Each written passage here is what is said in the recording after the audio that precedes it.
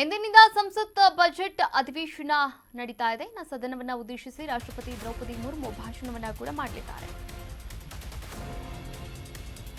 ಇಂದಿನಿಂದ ಸಂಸತ್ ಬಜೆಟ್ ಅಧಿವೇಶನ ಸದನವನ್ನ ಉದ್ದೇಶಿಸಿ ರಾಷ್ಟ್ರಪತಿ ದ್ರೌಪದಿ ಮುರ್ಮು ಭಾಷಣ ಮಾಡಲಿದ್ದಾರೆ.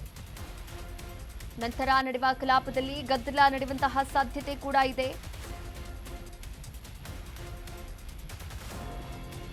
ಮನ್ರೇಗಾ ಸೇರ್ ಕುರಿತು ಚರ್ಚೆಗೆ ವಿಪಕ್ಷ ಪಟ್ಟಣ ಕೂಡ ಹಿಡಿದಿರುವಂತದ್ದು. ಕೇಂದ್ರದ ವಿಬಿಜಿ ರಾಮ್ಜಿ ಬಿಲ್ಗೆ ವಿರೋಧವನ್ನ ವ್ಯಕ್ತಪಡಿಸ್ತಾ ಇದೆ ವಿಪಕ್ಷಗಳು.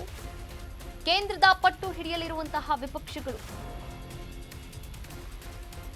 ಸಂಸತ್ತಿನ ಬಜೆಟ್ ಅಧಿವೇಶನ ಇಂದಿನಿಂದ ಆರಂಭವಾಗ್ತಾ ಇದೆ. 2 ಹಂತಗಳಲ್ಲಿ ಈ ಅಧಿವೇಶನ ನಡೀತಾ ಇರುವಂತದ್ದು. ಏಪ್ರಿಲ್ 2ಕ್ಕೆ ಅಂತ್ಯಗೊಳ್ಳುತ್ತಾ ಇದೆ. ಇನ್ನು ಬಜೆಟ್ ಮಂಡನೆಯ ಕುತೂಹಲ ಒಂದೆಡೆಯಾದ್ರೆ, ಮಹಾತ್ಮ ಗಾಂಧಿ ಉದ್ಯೋಗ ಖಾತ್ರಿ ಅಂದ್ರೆ ಮನ್ರೇಗಾ ಕಾಯ್ದೆಯನ್ನ ರದ್ದು ಮಾಡಿ ಕೇಂದ್ರ ಸರ್ಕಾರ ಜಾರಿಗೆ ತಂದಿರತಕ್ಕಂತ ವಿವಾದಾತ್ಮಕ ವಿಬಿಜಿ ರಾಮ್ಜಿ ಕಾಯ್ದೆಯ ವಿರುದ್ಧ ಪ್ರತಿಪಕ್ಷಗಳು ಕೋಲಾಹಲ ಎಬ್ಬಿಸೋದು ನಿಶ್ಚಿತ ಎನ್ನಲಾಗ್ತಾ ಇರುವಂತದ್ದು.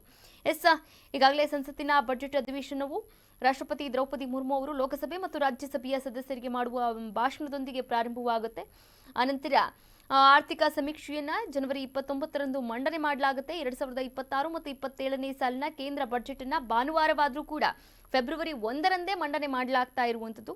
ಇನ್ನು ಅಧಿವೇಶನದ ಮೊದಲ ಹಂತದಲ್ಲಿ ಜನವರಿ 28ರಿಂದ ಫೆಬ್ರವರಿ 13ರವರೆಗೂ ಕೂಡ ನಡೀತಾ ಇದೆ ಮತ್ತು ಎರಡನೇ ಹಂತವು ಮಾರ್ಚ್ 9ರಿಂದ ಏಪ್ರಿಲ್ 2ರವರೆಗೂ ಕೂಡ ನಡೀತಾ ಇರುವಂತದ್ದು. ಇನ್ನು ಅಧಿವೇಶನದಲ್ಲಿ 30 ದಿನಗಳ ಒಂದು ಕಲಾಪ ಕೂಡ ನಡೀತಾ ಇದೆ. ಒಟ್ಟಾರೆಯಾಗಿ ಇವತ್ತಿನ ಸಂಸತ್ ಅಧಿವೇಶನದ ಪ್ರಮುಖವಾದಂತಹ ಹೈಲೈಟ್ ಅಂತಂದ್ರೆ ವಿಬಿಜಿ ರಾಮ್ಜಿ ಕೋಲಾಹಲ ಸಂಭವ.